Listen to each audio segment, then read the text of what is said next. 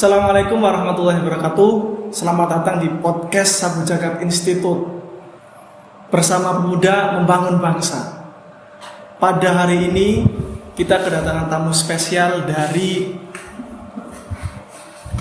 pegiat literasi.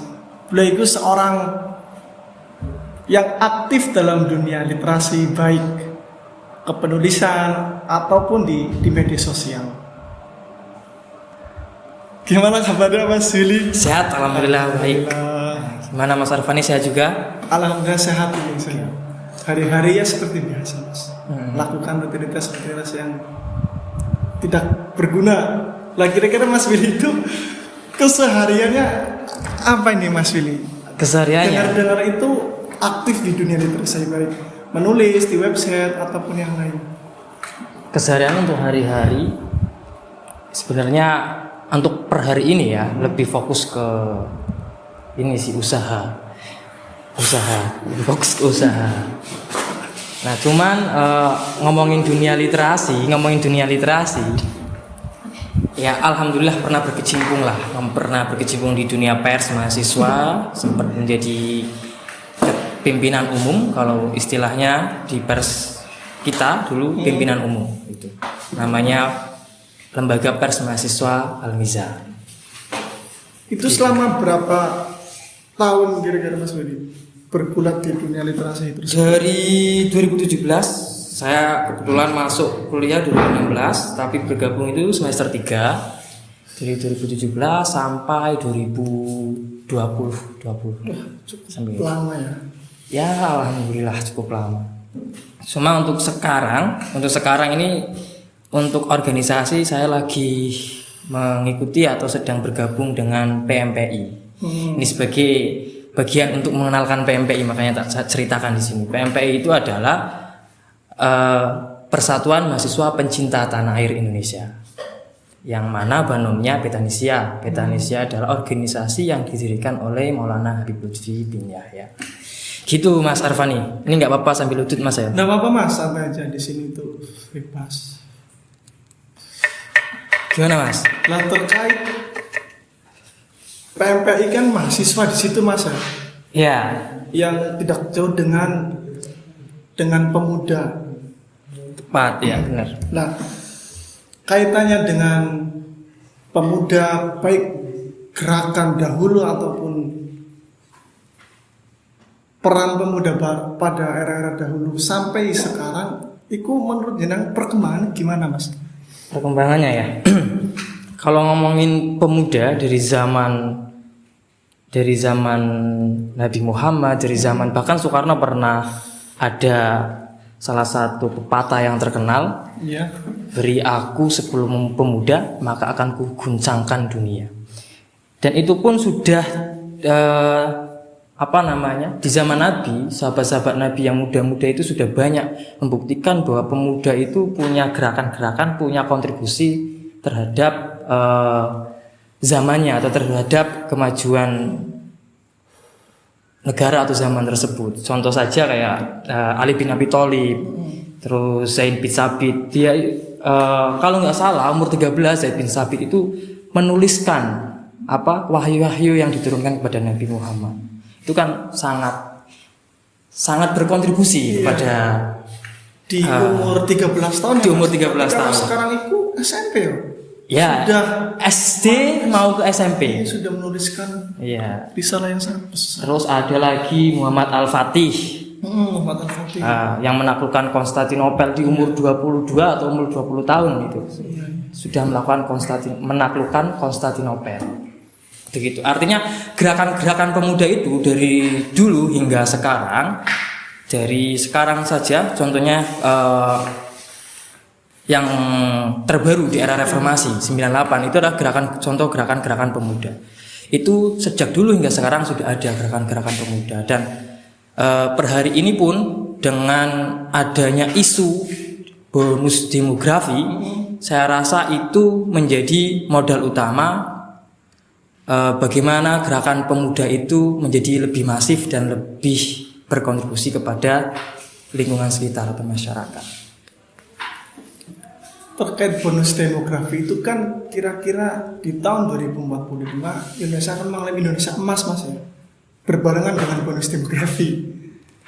Katanya seperti itu. Itu kan perlu kita untuk mempersiapkan mas ya, apalagi kita muda yang nanti di Indonesia mas itu kita akan menjadi generasi bahkan menjadi pemimpin yang mengatur Indonesia. Nah kira-kira persiapan yang perlu kita bangun itu langkah awalnya itu apa mas? Ya SDM, SDM menjadi yang menurut saya SDM menjadi modal utama. Kenapa kemudian kita kemarin hari ini isunya adalah bonus demografi? Karena itu menjadi peluang. Bonus demografi artinya itu ada usia produktif dari usia 19 tahun sampai usia 39 tahun itu rata-rata penduduk di Indonesia itu berusia segitu, usia 19 sampai 39 tahun. Nah, dengan usia produktif seperti itu, harapannya itu sebenarnya menjadi modal utama atau peluang percepatan ekonomi Indonesia. Itu makanya diusulkan agar SDM kita nantinya bisa mempersiapkan dari sekarang untuk 2045 itu nanti. Itu. Kira-kira begitu untuk berarti yang modal utama SDM, menurut saya SDM. Iya. SDM sumber daya manusia itu kan masih luas mas ya kaitannya, apalagi di era disrupsi sekarang yang semuanya itu tergantung media kayaknya mas ya. Kita makan media, kita beli pulsa toko-toko online ya, bertebaran dimanapun. Media informasi berkembang begitu cepat sampai kepada ada berita-berita yang tidak pantas untuk ditampilkan atau di-share itu menjadi menjamur mas ya.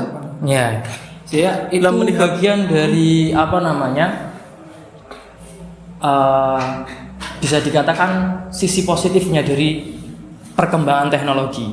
Perkembangan teknologi ini kan membuat artinya semua itu di online kan ada kayaknya di zaman sekarang, divirtualkan ada. Coba contoh apa aja yang kita mau belanja bisa lewat online.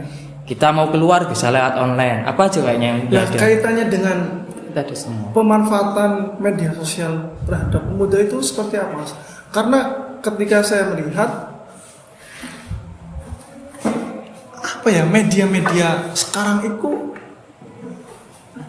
diambil atau dikuasai bukan oleh pemuda melainkan oleh orang-orang tua, oleh generasi old yang sudah sepantasnya itu menularkan kepada adik-adiknya yaitu pemuda.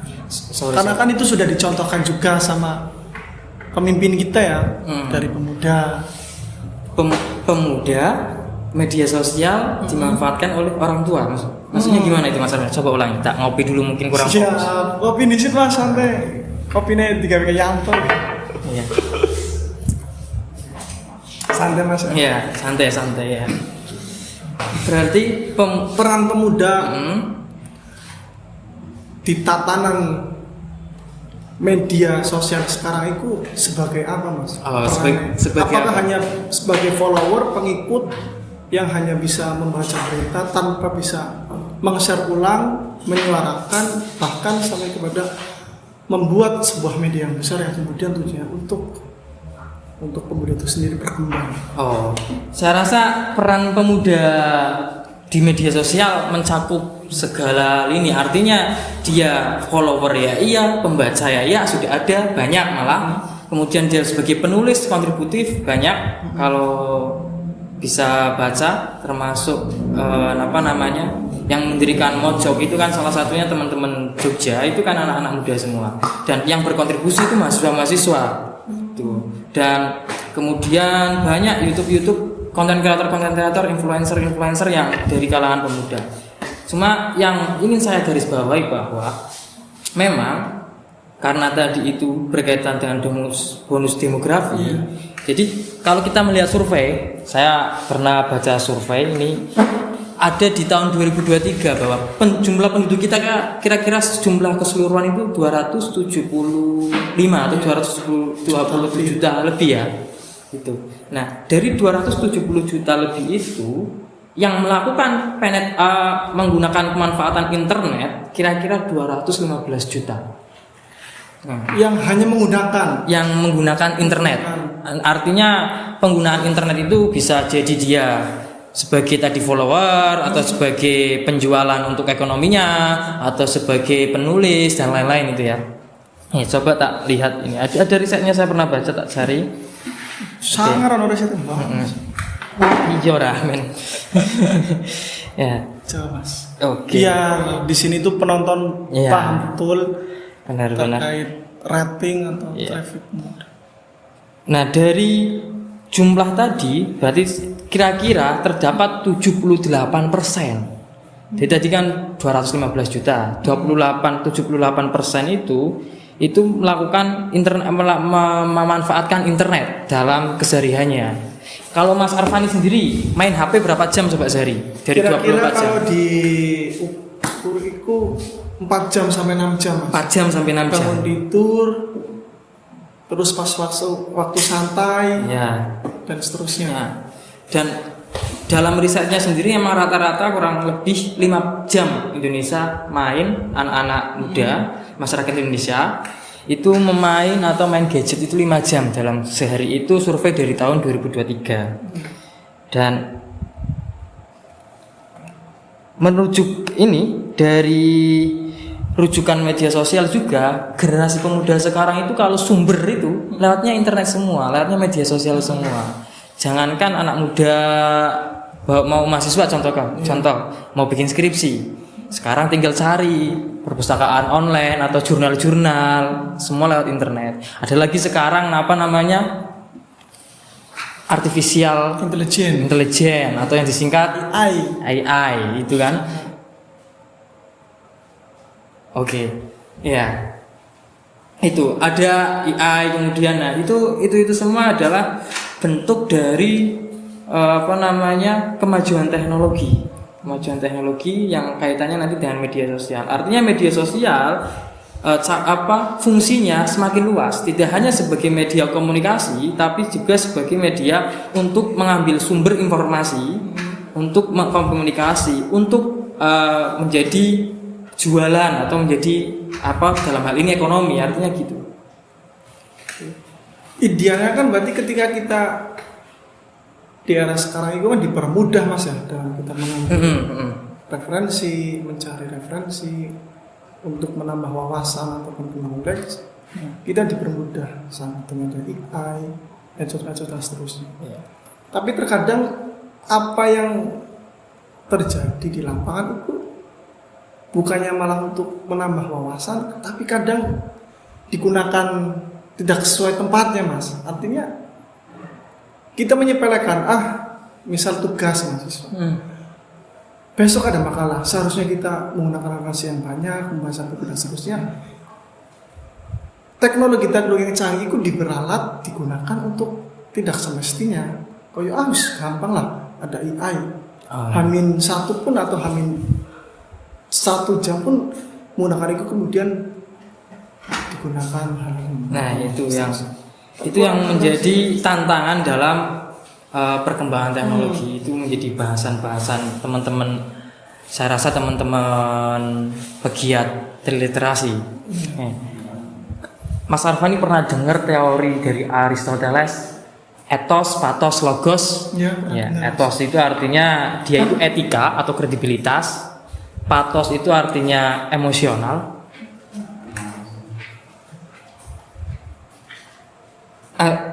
Dua, pathos itu artinya emosional. 3, logos itu artinya logika. Jadi seharusnya satu individu dalam melakukan komunikasi atau dalam melakukan contoh kalau dunia nyata itu pidato. Nah, kalau di dunia maya, di media sosial itu artinya mengekspresikan diri, itu seharusnya mengandung 3 unsur ini tadi. 3 unsur tadi. Ethos artinya dia punya kredibilitas, punya etika dalam baik itu dalam dunia nyata atau dunia media sosial. Ini bukan berarti memeta-metakan dunia, emang ini agar lebih memudahkan ya kan, karena memang ada kasusnya bahwa di dunia nyata itu kayak introvert Mas misalkan. Nah, di media sosial ternyata dia suka menghujat atau komen-komen menghujat kayak gitu. Nah, itu makanya kemudian ada sebagian dari pegiat literasi yang mengkorelasikan antara teori Aristoteles ini bagaimana dia bisa diterapkan. Nah, ketika bisa menerapkan ini baik di dunia nyata atau di dunia virtual, dunia media sosial, itu artinya dia masih dengan dirinya sendiri gitu. Tidak gampang terombang-ambing, bisa membawa diri. Itu tadi, etos adalah etika, bagaimana kita menjaga. Kemudian pathos itu bagaimana artinya perasaan, emosi emosional. Nah, yang ketiga itu logika. Jadi ketika dia mengeluarkan misalkan komentar, dia bisa kira-kira menjaga etikanya dengan bisa mengerti perasaan yang dikomentari, tapi juga dengan logikanya. Kira-kira seperti itu mungkin. Iya. Dan selain daripada itu, kira-kira peran apa lagi yang mampu difungsikan oleh pemuda dalam membaca situasi kondisi media informasi sekarang, Mas? Karena kadang banyak sekali berita-berita yang disampaikan tidak sesuai dengan fakta, hanya mengejar follower, viewer, rating dan seterusnya. Nek dikatakan itu industri ngono kan bertentangan dengan nilai-nilai idealisme, melainkan dia sementing followernya banyak, viewernya banyak, tanpa melihat hal-hal itu. Padahal nilai itu sangat penting, Mas, bagi para pemuda. Nah, kira-kira apa ya? Maka perannya adalah daripada kita termakan hoax, maka menjadilah pelaku yang kira-kira untuk memberantas hoax. Menurutku dalam kesimpulan pendeknya seperti itu. Dia harus nyemplung, tahu bahasa nyemplung itu bahasa Indonesianya apa, Mas? Lelep. Jebur ya, jebur, menyelam. Bahasa Indonesia menyelam, dia harus menyelam artinya yang dia ketika membuat misalnya dari media A atau dari anggap influen atau influen A gitu.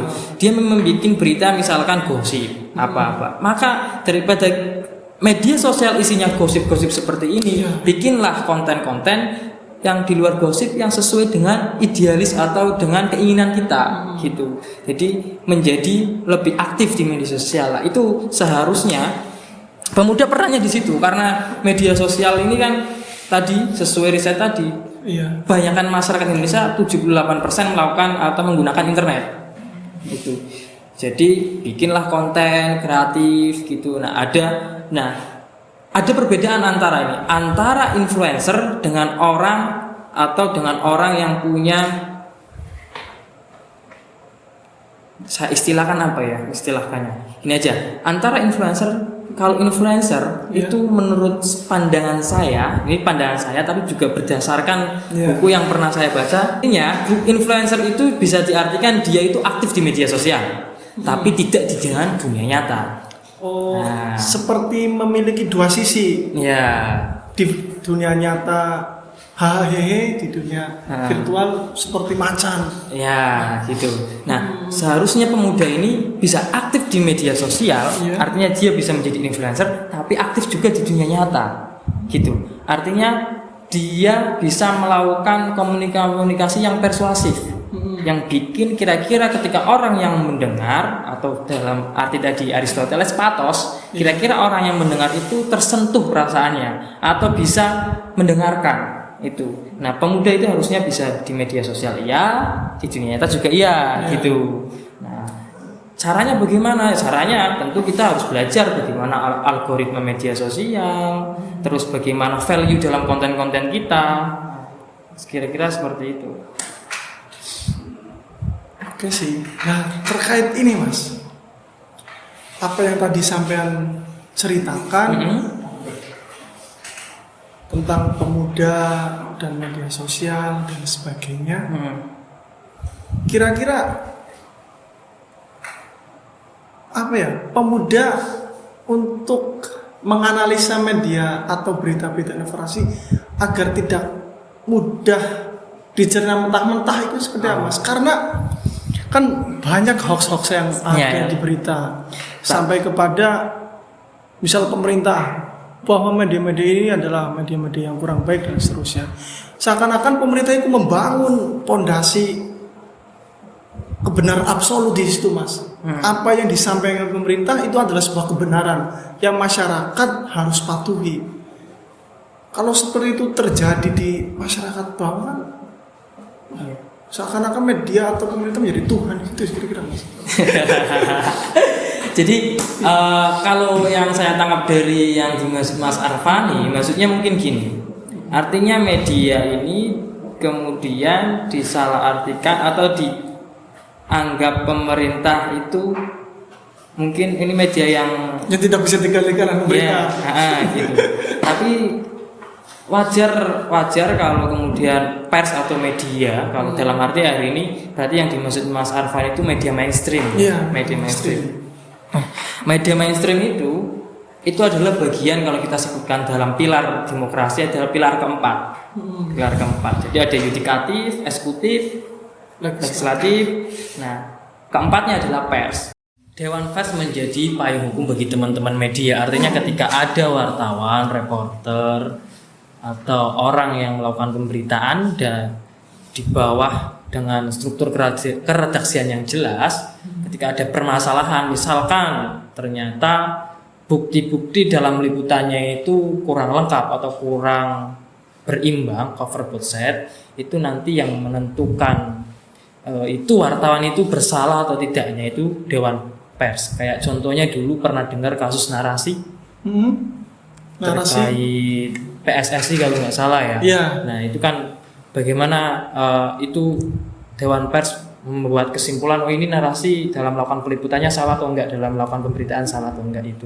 Jadi payung hukumnya media mainstream atau media itu di bawah Dewan Pers, bukan pengadilan ataupun Mahkamah Konstitusi. Iya seperti itu kira-kira.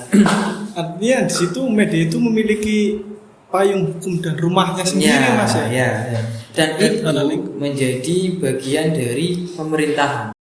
Artinya itu pemuda di era sekarang yang media sosial itu gencar di permukaan, kita sebagai pemuda tidak boleh berdiam diri ya, Mas ya, melihat kejadian atau fenomena yang terjadi di masyarakat. Nah, menurut jenengan itu pemuda sekarang idealnya itu seperti apa, Mas, melihat tatanan media yang berkembang pesat seperti ini? Oke, ngopi di situ sebelum menjawab. Ya, nyambung pertanyaan nih jenengan, Mas ya.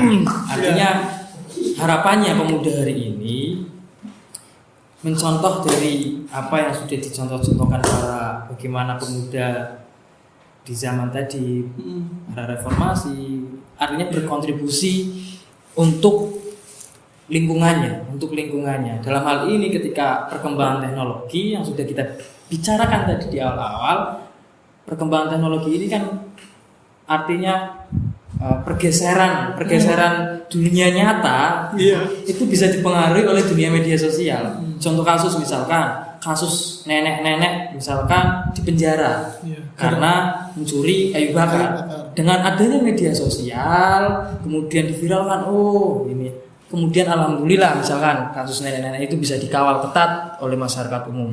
Gitu. Artinya pemuda hari ini berkontribusinya, berperan aktifnya tidak hanya di dunia nyata saja, tapi juga di dunia media sosial, di dunia virtual atau digital, gitu. Kira-kira seperti itu.